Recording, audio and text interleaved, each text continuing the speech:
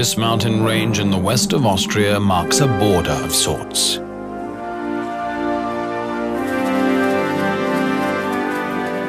Looking east, the icy peaks of Tyrol spread to the horizon. To the west lies the province of Arlberg, once part of another continent. The rivers of this mountain send their waters to oceans far apart, the Black Sea and the North Sea. Up here, land cultivated for centuries borders on raw wilderness.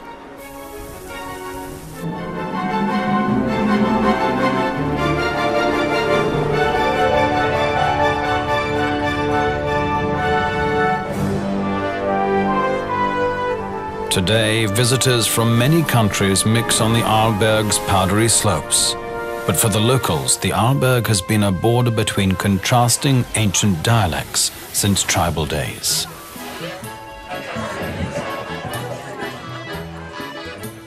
Even the menus in the ski chalets reflect two different cooking cultures, or just as often call the same dish by different names.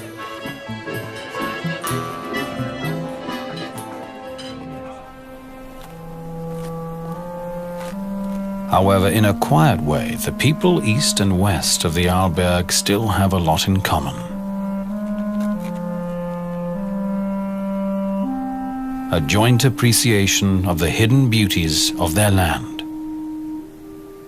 A knowledge that the Arlberg is really a hidden paradise.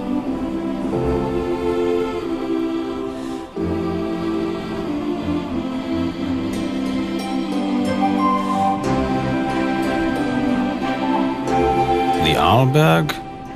Actually, there isn't any particular peak or crest or rock formation of that name. The term Arlberg Pass is a modern invention. The region thus named could be defined by its major villages: St. Anton, St. Christoph, Stuben, Zuers and Lech. These used to be remote mountain villages, romantically picturesque but of little importance. But in the early 20th century came a dramatic change. The rich and the beautiful discovered this stunning mountain scenery as a perfect winter playground.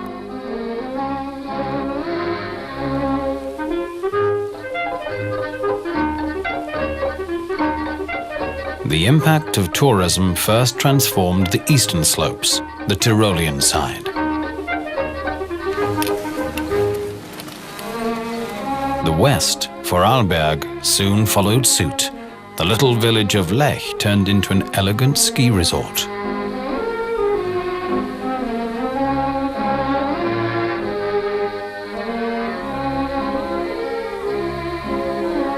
It all began in 1901. With the foundation of the Arlberg Ski Club. 20 years later, the region's first skiing school was founded, making the Arlberg the cradle of alpine skiing.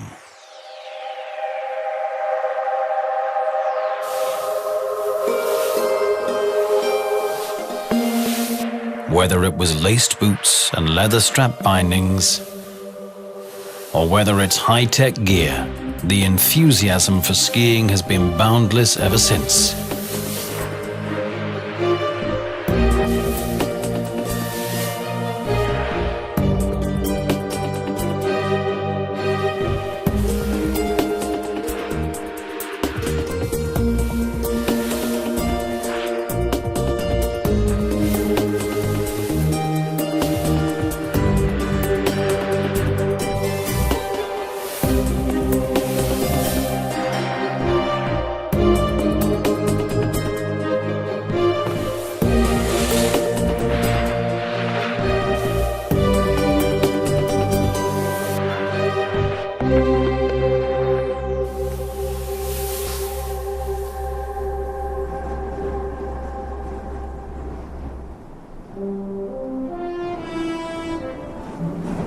But it's not just two-legged creatures on one or two boards who occupy these slopes. Just over the next ridge from the ski runs, hardly a stone's throw away from the sporting crowds, the wild inhabitants of the mountains are spending the winter. sheer rocks are not for skiers. They're the domain of chamois and ibex.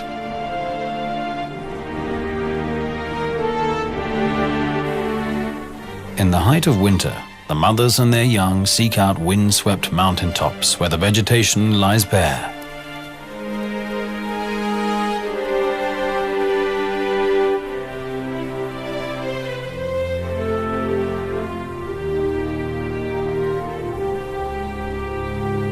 In this season, the bucks come to join the flocks of females.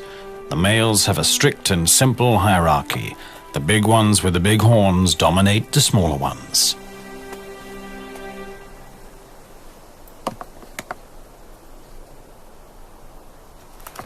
Such sparring among the bucks isn't serious. Their hierarchy has been established long ago, back in summer.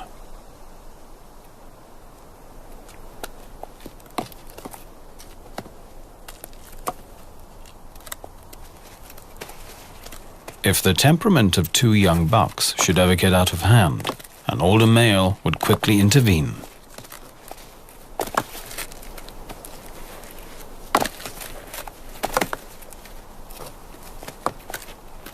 In the cold weather, with sparse food resources, the entire herd would suffer if the males wasted their energy with infighting.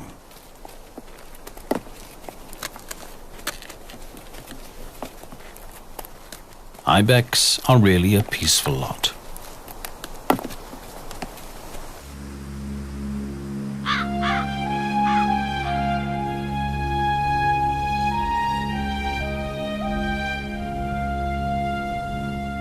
In terms of climate and weather, the Arlberg is in an exposed position. Every storm front arriving from the Atlantic is stopped by this barrier. The clouds pile up and drop enormous loads of snow.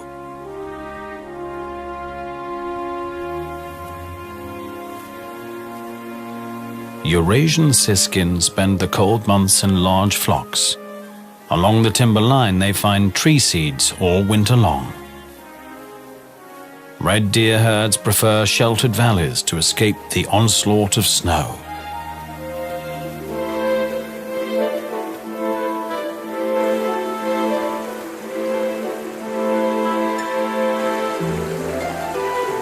In the western valleys, the average annual snow cover is 7 to even 8 meters. Up in St. Anton, it's about half of that. And in the higher valleys, the annual average is an incredible 14 meters. On the lee side of the ridges is where the snow really piles up. For the chamois, cutting across such slopes is not just tedious, they're risking their lives.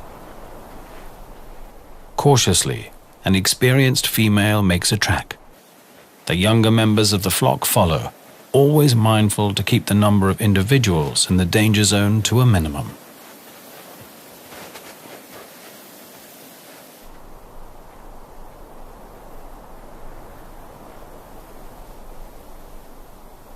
The mother with the smallest kids goes last.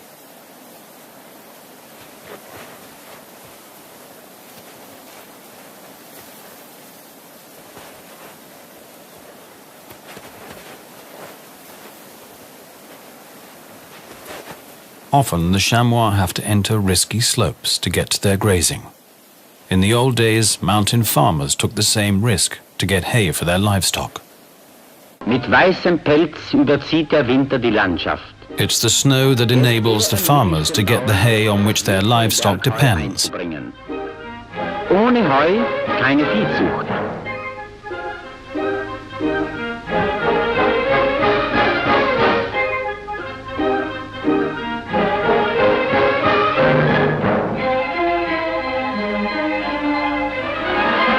Unter Lebensgefahr fährt man die kostbare Last auf Tannenreisig zu Tal. On fir tree branches, the precious load slides downhill.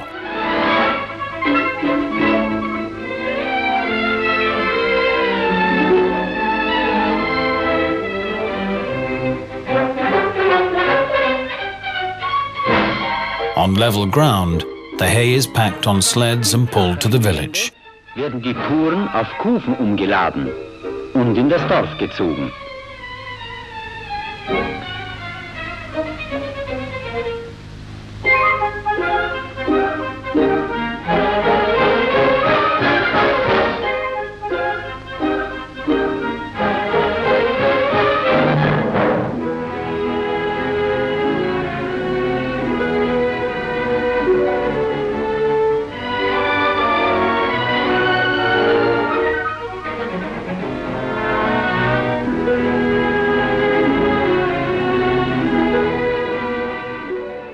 Though lifestyles may have changed since then, the wind hasn't.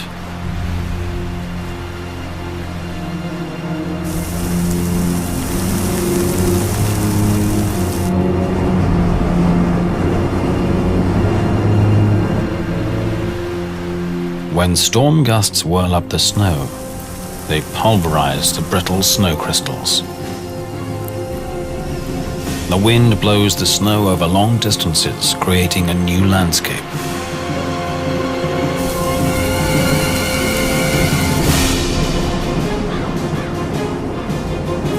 This snow has 3 times the weight of fresh powder and builds huge precarious drifts along the ridges.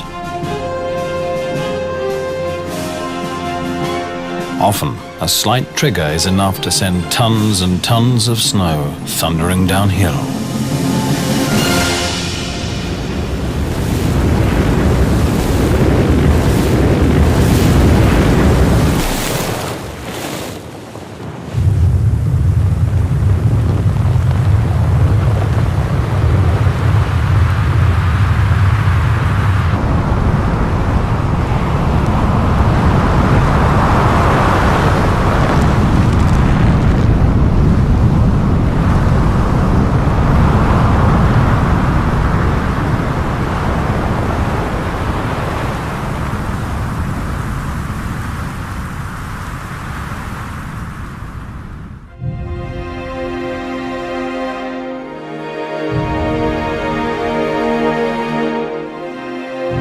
The people of the Arlberg have always had to live with the forces of nature. Since the late 19th century, structures like this gallery have offered protection against avalanches, but such measures have often proved insufficient.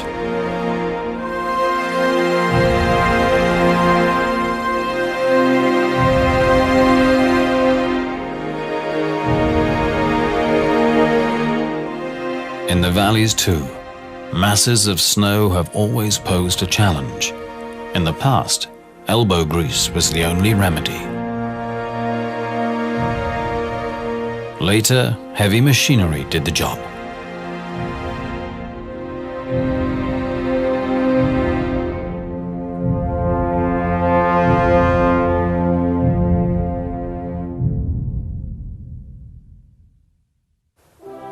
Back in the mountains above the village of Lech, there's a strange landscape feature, fully revealed only from the air. Like discarded egg cartons, some 1,000 craters dot the surface.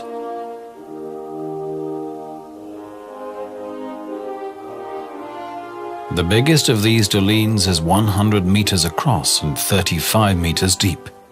It was created by a special form of erosion. Water made the gypsum in the rock expand. The surrounding rock crumbled and was eventually washed away by the rain. In the winter, this landscape with its many edges and craters and its labyrinth of snow-covered Swiss mountain pines is a perfect hideaway for wildlife. It's a permanent haunt of ptarmigans, together with chamois. They find food in places where small avalanches have exposed the ground.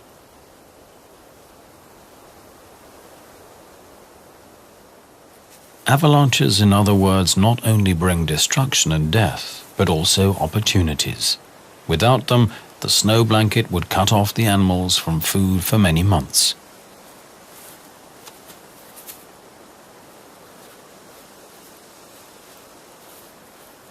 Ptarmigans can make do with very little, digesting even small, tough branches and getting the maximum energy from their frugal diet.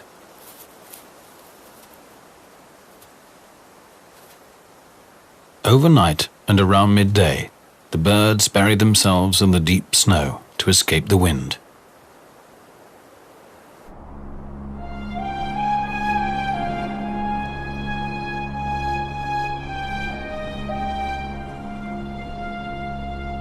Winter in the mountains can be tough indeed, but when it's really cold and the air is clear, the frosty season displays its full glory.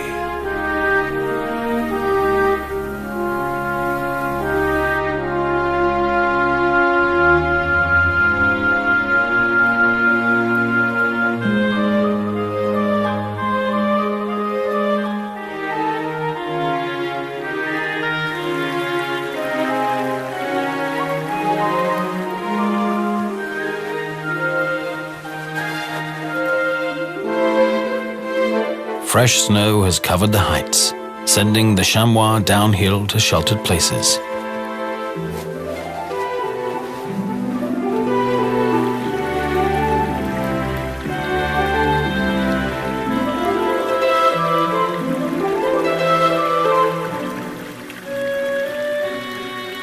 Days are getting longer and the sun is gaining in strength, quickly loosening winter's grip.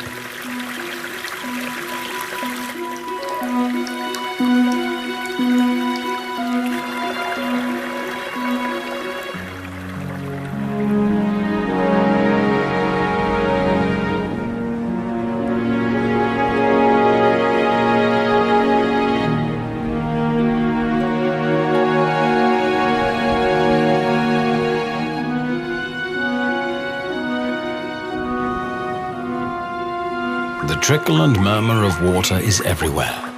Water and warmth bring to light the first messengers of spring. Snowbells shoot from the thawing ground.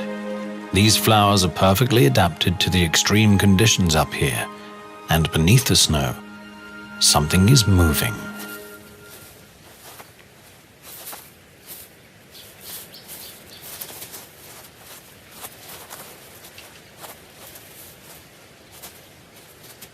The marmots have awoken from hibernation. For more than 6 months they slept in their burrows, depending on their fat reserves. Now it's time for a hearty breakfast. From its hide, a ptarmigan is watching.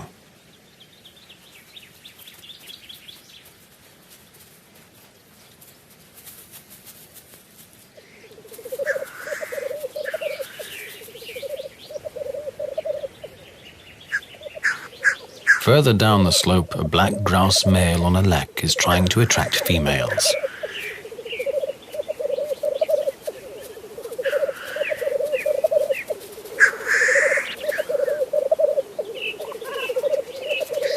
Any intruder on the lek will be confronted.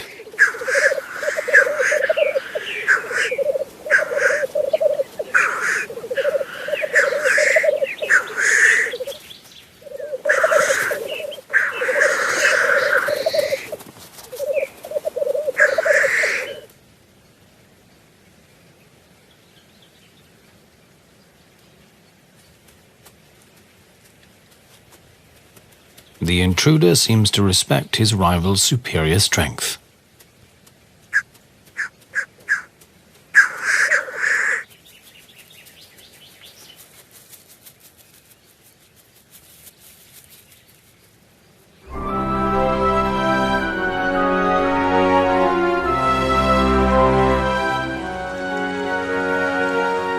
It's mid-June.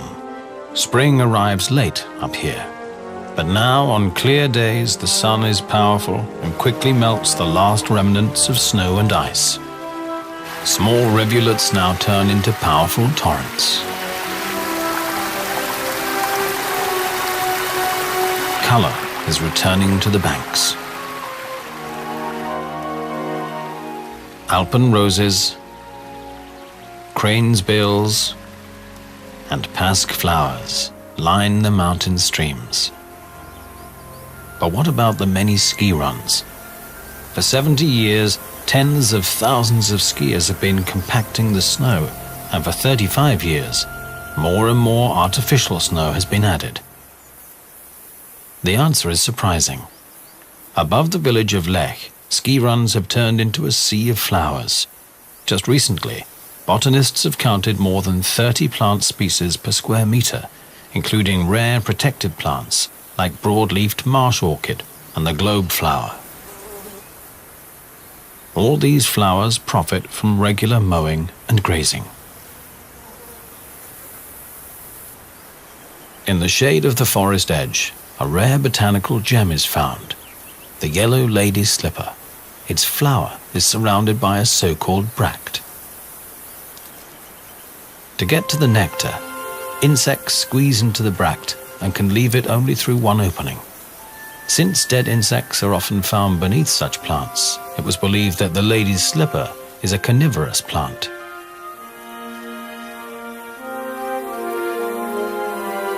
In fact, however, predatory spiders often lie in wait by the bract's exit, killing the insects and leaving their empty skins in the grass.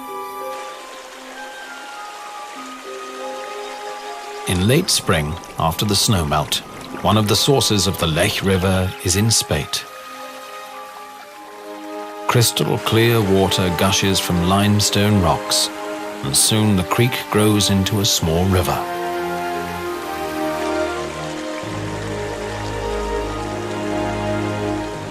The Lech River has carved a deep canyon into the limestone.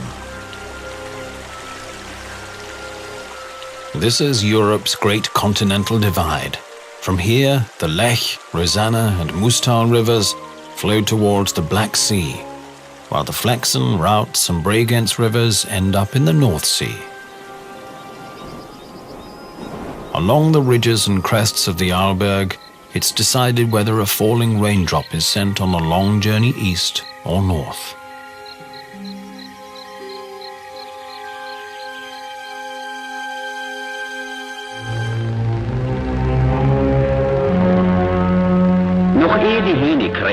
Before the roosters crow and the wind chases the last wafts of fog out of the valleys and over the crests, the herdsman leads his herd to pasture. These paths are rough. The cattle have to climb over loose debris. Just setting one foot before the other can be a chore, and it goes on and on to a height of 2,000 meters. Bis in 2000 Meter Höhe führt die beschwerliche Reise.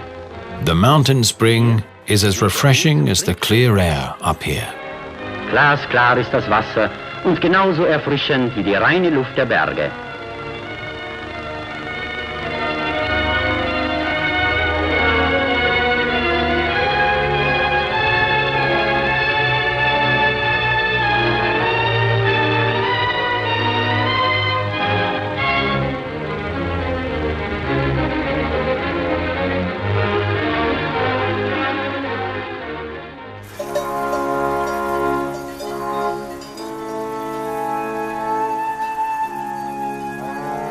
The mountain pastures are still being cultivated to this day.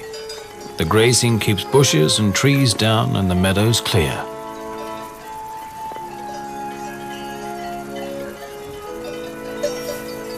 After the high pastures have been grazed, blue flowers begin to dot the slopes. It's the blue wolfsbane, one of Central Europe's most toxic plants.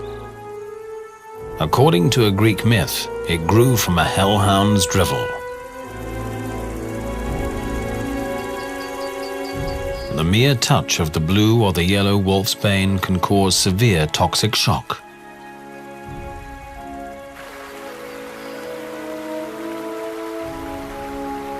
The animals seem to be aware of the risk and keep away from it.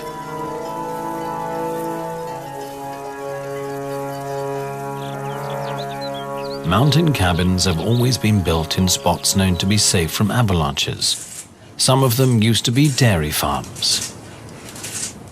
For centuries, traditional cheesemaking was practiced up here. This is tedious work. Fresh morning milk and milk from the previous evening are mixed with ferment and heated. The curdled mass is cut up with a cheese blade.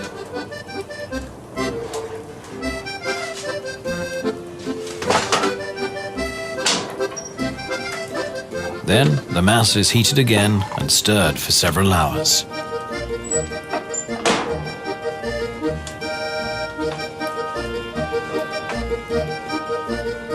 In the days when the pastures could not be reached by vehicles, making cheese was the only way of preserving the summer milk.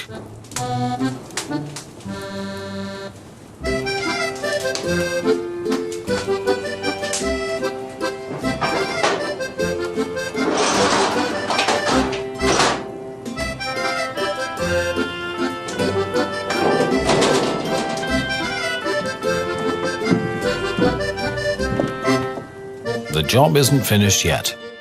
The soft cheese is packed into cloth, pressed, and turned over again and again.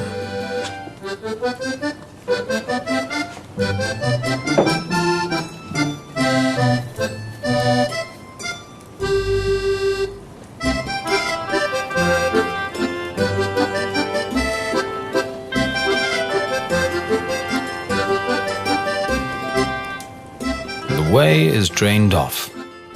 Once a loaf has the right consistency, it's immersed in salt water overnight.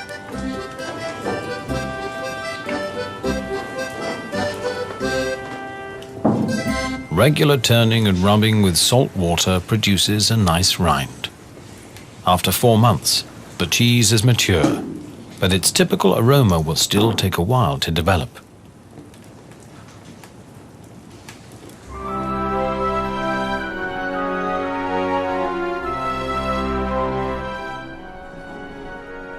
The Arlberg's deep past is full of surprises. Some 220 million years ago, its crests were flat, tropical beaches, not far from the equator.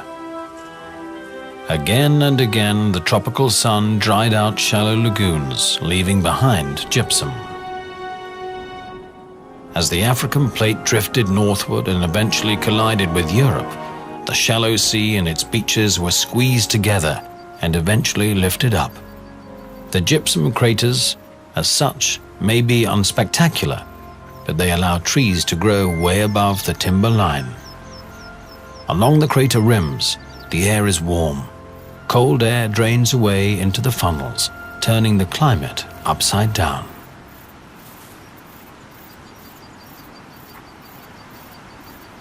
For the marmots, the sunny slopes of these craters are paradise. It's full of hiding places, and the soft ground is easy to dig. The young are out all day now, trying to gain weight.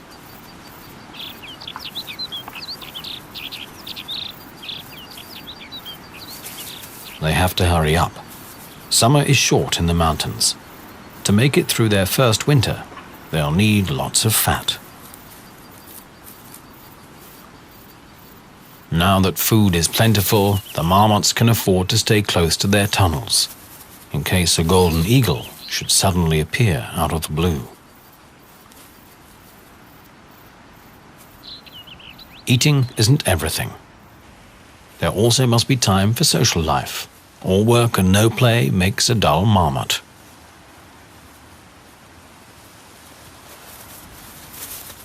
Marmots are natural-born whistleblowers. If one of them spots anything suspicious, it will sound an ear-rending alarm.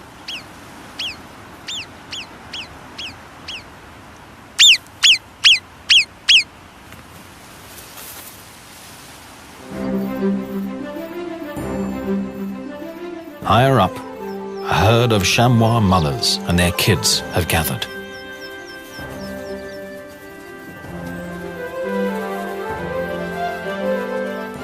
Here too, good, clean fun seems to be an important part of life.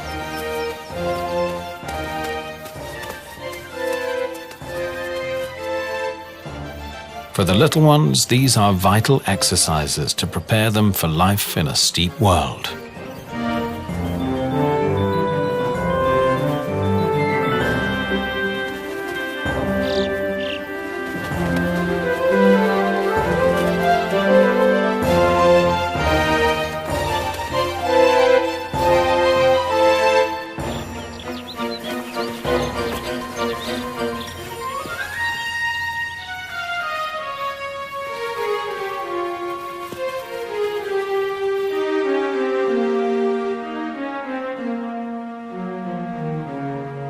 In the mountains, weather changes can be spontaneous.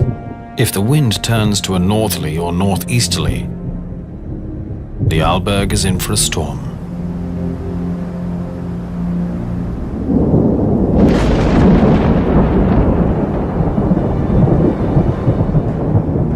When early settlers found such shapes imprinted in the rocks, they called them thunderbolts, believing they had been engraved by flashes of lightning. For the mysterious tracks next to them, they also had a ready explanation. This is where the devil danced.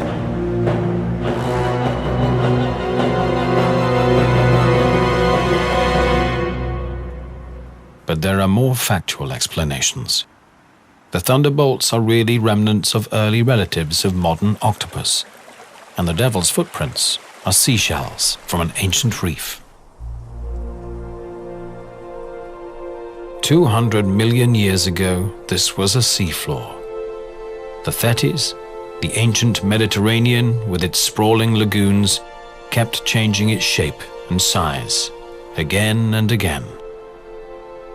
To the expert, this is an open book telling 400 million years of geological history. Broken up by ice and washed out by water and acids, this karst landscape is the result of erosion. And there are even more witnesses of lost eras. The ancient sea was populated by ammonites, marine predators like the nautilids, the predecessors of modern octopus.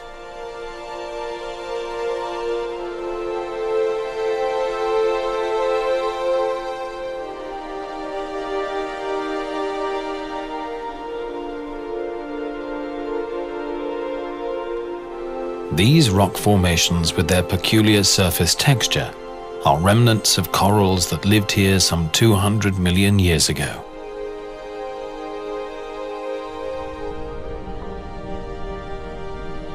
Over millions of years, the sea level rose and fell, followed by the growth and decay of coral reefs.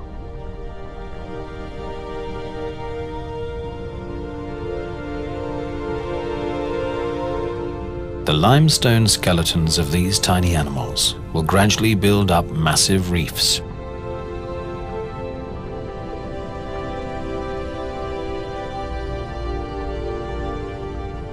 But the Arlberg's coral gardens were just a brief episode in Europe's long history. In fact, these rocks have come from several ancient continents.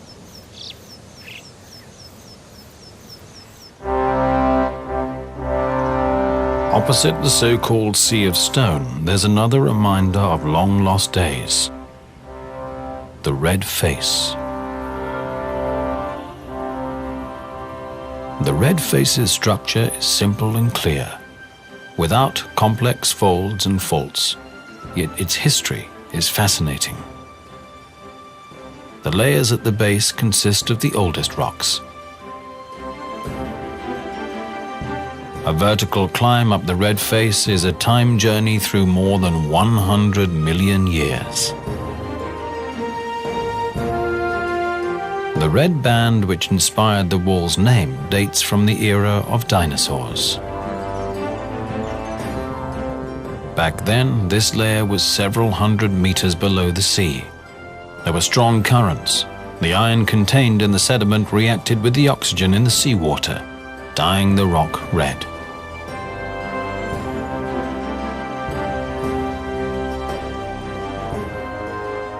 On the eastern side, in Tyrol, the rocks have an even longer story to tell. The climber's hands are touching the recycled rock of a mountain range that was eroded more than 300 million years ago. Masses of this debris sank down into the Earth's mantle, was transformed by pressure and heat, and lifted up again.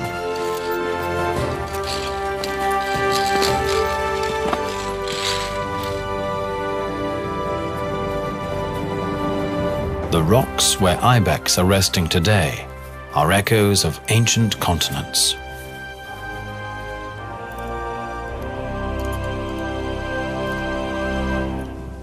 The history of the ibex may be much more recent, but it's just as dramatic. In the Middle Ages, these animals inspired a mystic imagination. They were believed to have magical powers. Almost all parts of their bodies were used as medicines. By the early 19th century, the ibex was practically extinct. Only in the Gran Paradiso Mountains in Italy, some 60 individuals survived. Under the personal protection of the Italian king, the population was allowed to recover somewhat. But when Swiss authorities asked for some animals to rebuild a Swiss population, the king declined. Switzerland then sent a group of poachers to kidnap some ibex. Their offspring now numbers 30,000 individuals in the Alps.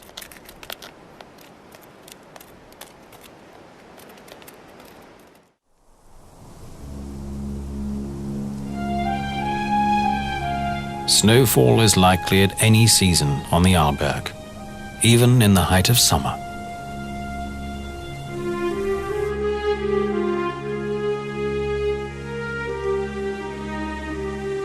The famous Edelweiss has no problem with a few days of winter in the middle of summer. Its fur is a protection against ice and snow, dry winds and ultraviolet radiation.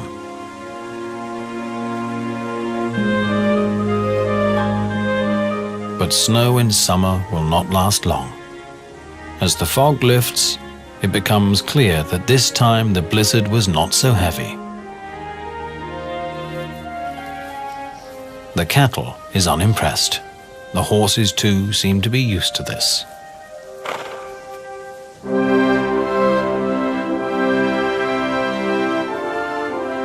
A few centimeters of snow in summer cannot belie a general trend in the Alps. The climate is warming, and the glaciers are waning. In recent decades, the Kaltenberg Glacier has lost much of its ice mass. The same is true for the Kuchen Glacier. Some 20-30 years ago, this vast field of debris was still covered by ice.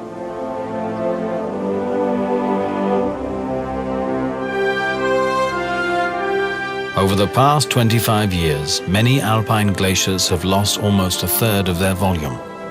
The end of this trend is not in sight.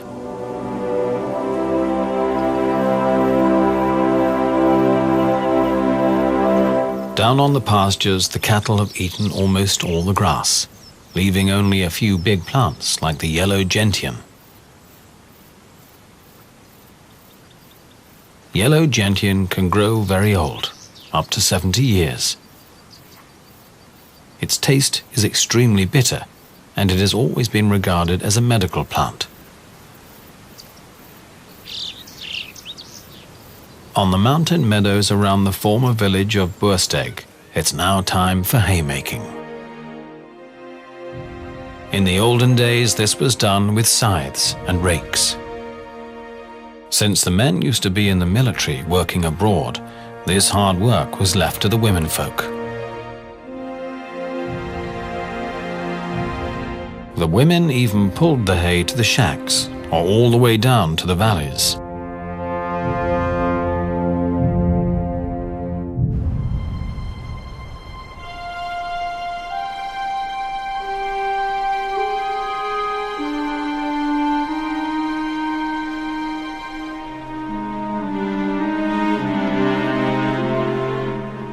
There are years when summer seems endless, but then the first night frost transforms the landscape overnight. Fogs roll through the valleys, and the breeze carries an autumn fragrance.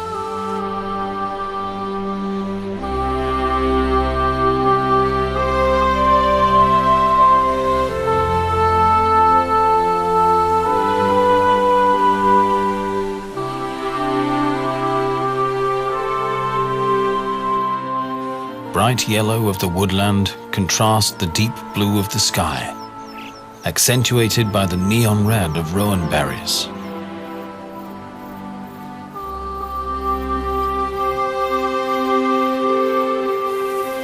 In fact, these are not berries at all, but apple-like fruits of the rose family. which is of little concern to the red deer. To them, it's just a juicy snack.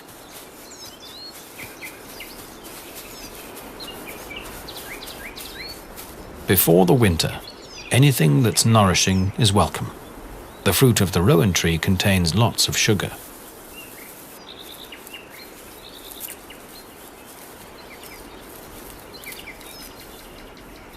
For centuries, these fruit were believed to be poisonous. In fact, however, even humans can eat them when they're cooked. They contain lots of vitamin C.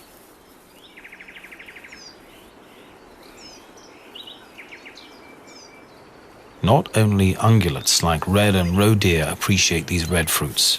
Badgers, foxes, and numerous other species love them too.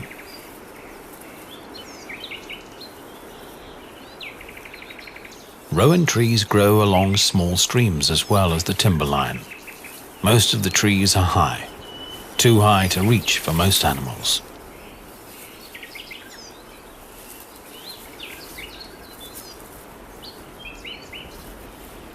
No problem for birds. About 60 bird species feed on them. This is how autumn sounds in the mountains.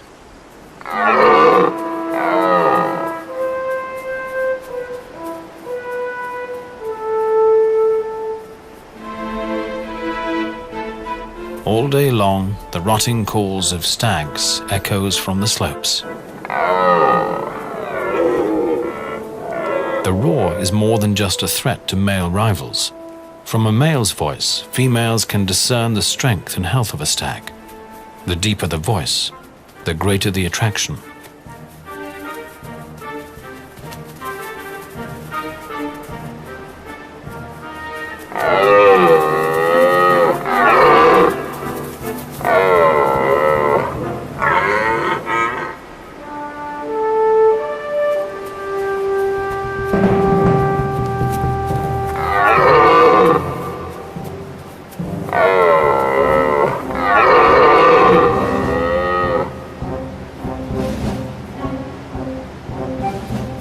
If a young male should intend to approach the harem of a dominant stag, a battle is inevitable.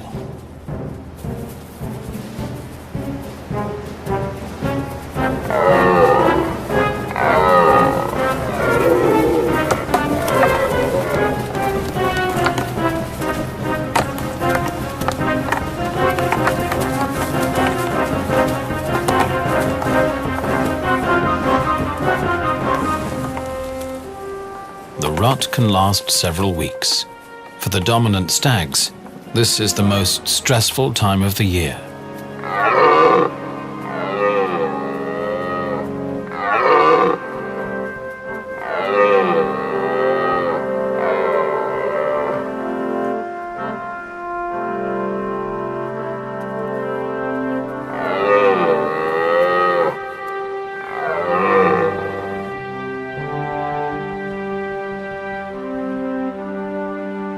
The loser has to go. If he survives the winter, he can have another try next year.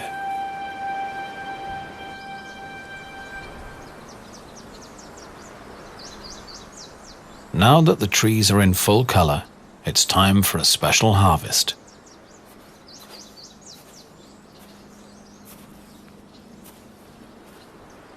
For decades, this gentian plant has withstood all sorts of troubles. Now it will serve a noble cause.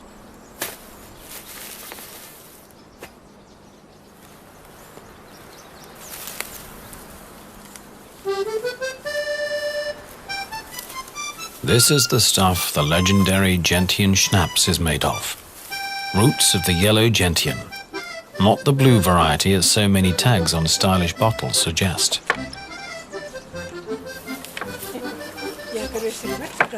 The roots are cleaned with a brush, very carefully. Even the slightest remnant of dirt would spoil the work of many days.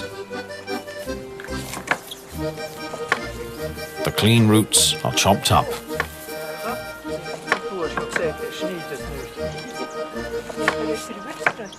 They are soaked in warm water, together with some yeast.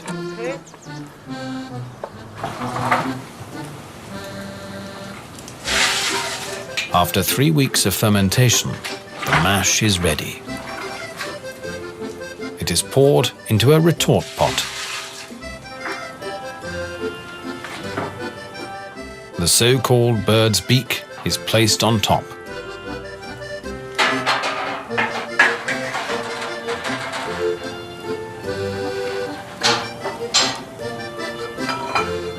It requires experience to keep the temperature just right. Just at the right moment, the still has to be cooled down.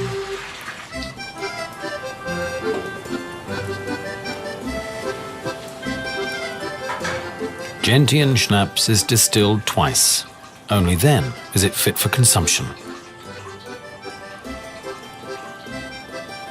In the Alps, any alcoholic beverage is regarded as medicine.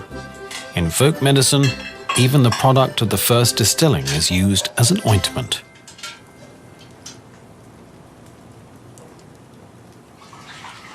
The end product, the schnapps, is recommended after physical exertion or general weakness, and after a good meal. Tagesarbeit, abends Gäste. Bacon dumplings after a day of hard work.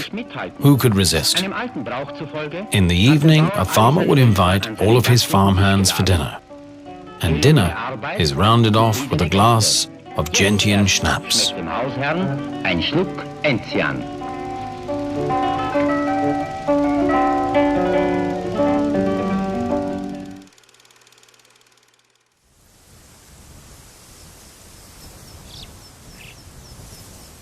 November. The first snow in the mountains signals the opening of an exciting spectacle. The chamois rut. In contrast to the ibex, who will batter each other with sheer power, chamois bucks will engage each other in breakneck chases.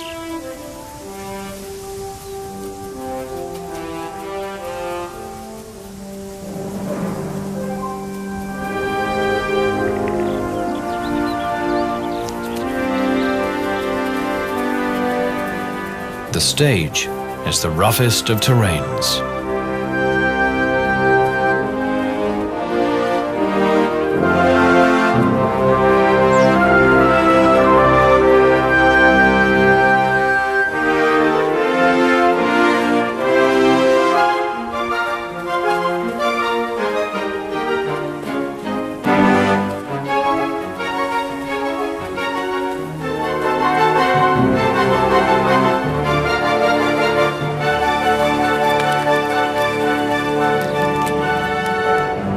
The year is coming full circle.